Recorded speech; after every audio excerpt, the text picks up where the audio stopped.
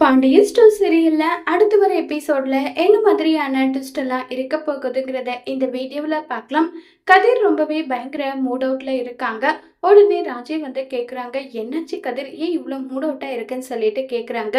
அண்ணனோட மனசை புரிஞ்சுக்காம நான் ஒரு விஷயம் கேட்டேன், அண்ணன் ரொம்பவே டிசப்பாயின்மெண்ட் ஆயிட்டாரு, என்னை திட்டாருன்னு சொல்றாங்க. உடனே ராஜு, என்னது மாமா உங்களை திட்டினாரா, எதுக்காக அவர் வந்து உங்களை திட்டுறாரு, நான் இப்பவே போயிட்டு கேட்குறேன் பாருன்னு சொல்லிட்டு ராஜு கோவப்படுறாங்க.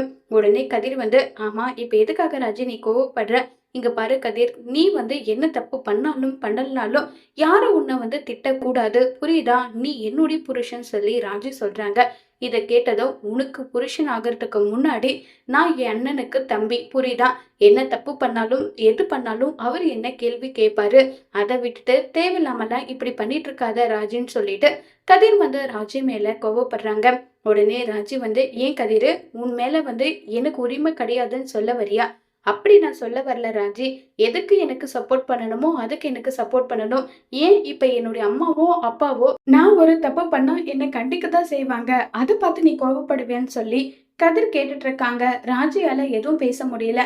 என் அண்ணனோட மனநிலைமை என்ன ஏதுன்றது தெரிஞ்சுக்கிட்டே நான் அவர்கிட்ட கேட்டது என்னுடைய தப்பு தான். நீ தப்பா எடுத்துக்கிட்டாலும் எடுத்துக்கலனாலும் உன்கிட்ட ஒரு விஷயம் சொல்றேன், நீயும் அம்மாவும் உன்னுடைய அண்ணன் கல்யாணத்துக்கு போங்க, என்னால வர முடியாதுன்னு சொல்லிட்டு கதிர் சொல்றாங்க.